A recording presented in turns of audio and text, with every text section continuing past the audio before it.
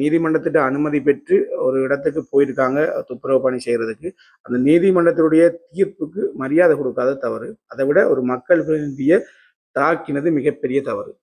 அதுக்கு அவர் தன்னை பாதுகாக்கிறதுக்காக எச்சரிக்கிறதுக்காக தன்னுடைய கை துப்பாக்கியை காட்டி என்ன சொல்றது தன்னை பாதுகாக்க முயன்றது எந்தவித தவறும் கிடையாது.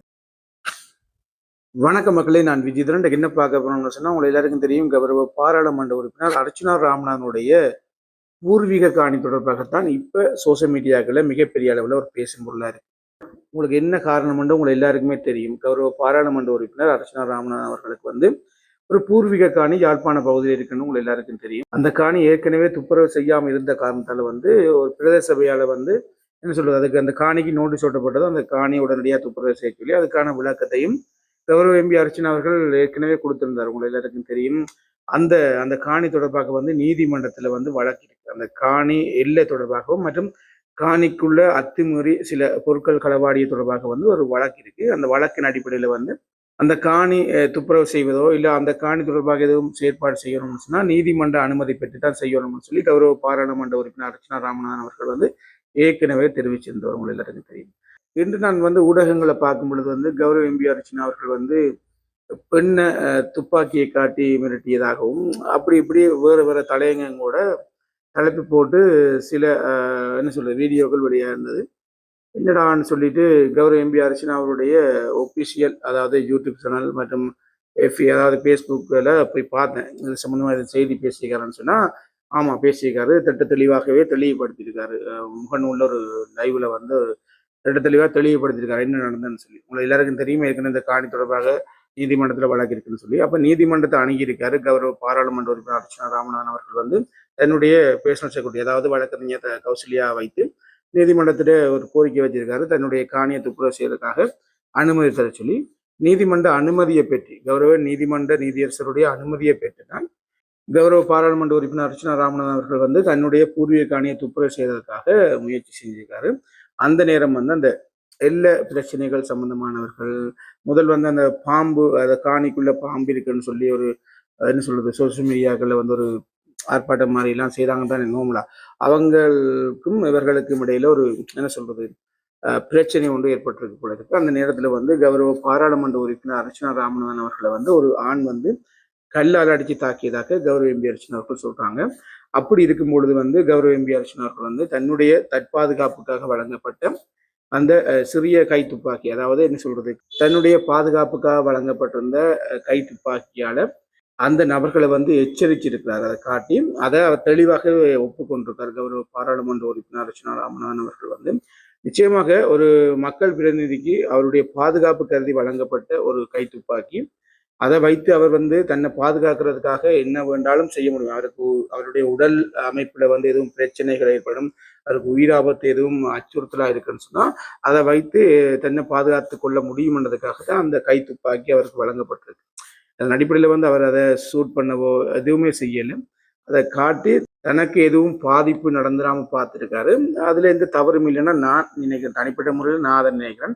பட் அது காணி பிரச்சனை, அது என்ன விடயம் இல்லாம முழுமையா எங்களுக்கு தெரியாம அது சம்பந்தமா பேச முடியாது. என்னை பொறுத்த மாட்டேங்கி சில ஊடகங்களை பார்த்தேன், கௌரவ எம்பி அர்ச்சனா அவர்கள் துப்பாக்கியை காட்டி பெண்ணை மிரட்டியதாக எல்லாமே ஊடகங்களை பதிவு செஞ்சுக்கிறீங்க. நிச்சயமாக அவருடைய பூர்வீக காணி அது நீதிமன்றத்தில் வழக்கு இருக்கு. அது சம்பந்தமா நாங்கள் விமர்சனம் செய்ய முடியாது. அது சம்பந்தமா அது என்ன சொல்றது தீர்ப்பில் சொல்ல முடியாது. நீதிமன்ற நீதியரசர் தான் அதுக்கான முடிவெடுப்பாங்க.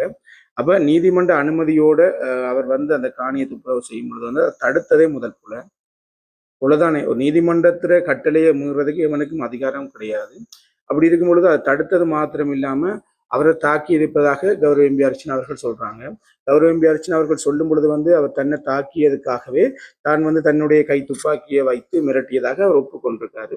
அப்படி இருக்கும் பொழுது அது என்ன தவறுன்னு எனக்கு தெரியல. தன்னை பாதுகாக்கிற ஒரு மக்கள் பிரதிநிதிக்கு என்ன சொல்றது பாதுகாப்பு துறையால பாதுகாப்பு வழங்கப்படாத பட்சத்துல இந்த கை துப்பாக்கி வழங்கப்படும். அதுதான் அந்த புரோட்டோகால். அந்த புரோட்டோகால் அடிப்படையில் தன்னை பாதுகாக்கிறதுக்காக கௌரவ எம்பி அர்ச்சனா அவர்கள் துப்பாக்கியை நிறுத்தி என்ன சொல்றது எச்சரித்தது தவறில்லை. என்னை பொறுத்த மட்டும் தவறில்லை.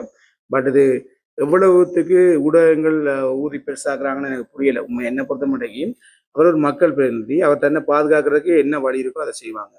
ஆனால் என்ன பொறுத்த மாட்டேங்கி கௌரவ எம்பி அர்ச்சனா அவர்கள் வந்து நீதிமன்றத்தால் ஒரு அனுமதி பெற்ற பத்திரத்துடன் இந்த காணி நோக்கி போயிருப்பாங்க, தீர்ப்பு நகரோட போயிருப்பாங்க. அப்படி இருக்கும் பொழுது அந்த எதிர்த்தரப்பு புலையோ சரியோ அதை வேண்டி பார்த்துட்டு அவங்களும் சட்ட ரீதியாக ஒரு காவல் நிலையத்துக்கு போய் நீதிமன்றத்தை எவ்வாறு அணுகலாமோ, அவர்கள் பக்கம் நியாயம் இருக்குன்னு சொன்னால் அவ்வாறு விடயங்கள் ஈடுபட்டுக்கலாம். நீதிமன்றத்தை எவ்வாறு அணுகலாம் என்று காவல்துறையிட்ட கேட்டுட்டு நீதிமன்றத்தை அணுகி இதுக்கான என்ன சொல்றது இடைக்கால தடைகளை வேண்டி இருக்கலாம். அது சட்ட ரீதியாக அணுக வேண்டிய முறை தான் உங்களுக்கு சொல்றேன்.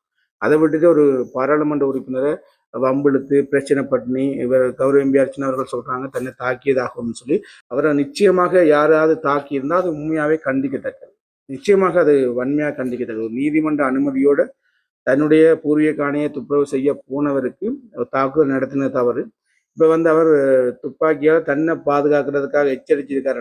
துப்பாக்கியை சுடையில அந்த துப்பாக்கியை காட்டி எச்சரிச்சிருக்காரு தன்னை பாதுகாத்துக் கொள்றதுக்காக. நிச்சயமாக அவருக்கு கொடுக்க வேண்டிய பாதுகாப்பு வழங்கப்படாத காரணத்தால் அந்த கை துப்பாக்கி அவருக்கு பாதுகாப்புக்காக வழங்கப்பட்டிருக்கு. அந்த பாதுகாப்புக்காக வைத்திருந்த அந்த கை துப்பாக்கியை வச்சு தன்னுடைய பாதுகாப்பை உறுதிப்படுத்திக் கொள்றதுக்கு ஒரு பாராளுமன்ற, அதாவது மக்களால் தெரிவு செய்யப்பட்ட பாராளுமன்ற உறுப்பினருக்கு உரிமை இருக்குன்னு நான் நம்புறேன். என்னை பொறுத்த மட்டும் நான் நம்புறேன்.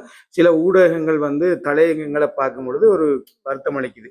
நிச்சயமாக அதுல உண்மைத்தன்மை அறியணும். இல்ல 2 தரப்புக்கும் ஒரு காணி பிரச்சனை இருக்குன்னு சொன்னா அது நீதிமன்றத்துல வழக்கா இருக்கும் பொழுது வந்து அதை நம்ம தீர்ப்பு சொல்ல முடியாது. அங்க நடந்த பிரச்சனை ஏதோ அதை வந்து நீதிமன்றத்துல ஒன்று கேட்டு விசாரிச்சு கொள்ளணும். இல்லையான்னு சொன்னா காவல் நிலையத்துல போய் அது என்ன நடந்ததுன்னு சொல்லி விசாரிச்சு கொள்ளணும். அவ்வாறு விசாரிச்சு உண்மை தகவலை தான் ஊடகங்கள் வெளியிடணும்ன்றது என்னுடைய தாழ்மையான கருத்து. இப்ப நான் வந்து அவர் எம்பி அர்ச்சனா அவர்களுக்கும் சார்பா பேசல, அந்த தரப்புக்கும் சார்பா பேசல. ஒரு இடத்துல நீதிமன்றத்திட்ட அனுமதி பெற்று ஒரு இடத்துக்கு போயிருக்காங்க துப்புரவு பணி செய்யறதுக்கு. அந்த நீதிமன்றத்தினுடைய தீர்ப்புக்கு மரியாதை கொடுக்காத தவறு. அதை விட ஒரு மக்கள் பிரதிநிதியை தாக்கினது மிகப்பெரிய தவறு. அதுக்கு அவர் தன்னை பாதுகாக்கிறதுக்காக எச்சரிக்கிறதுக்காக தன்னுடைய கை துப்பாக்கியை காட்டி என்ன சொல்றது தன்னை பாதுகாக்க முயன்றது எந்த வித தவறும் கிடையாது. என்னுடைய கருத்து இதுதான். அதனால இது சம்பந்தமா மேலதிக தகவல் எதுவுமே எங்களுக்கு தெரியாது. தெரிய வரும் பட்சத்துல வந்து அது தொடர்பாக இன்னொரு வீடியோ சந்திக்கும். பாய்.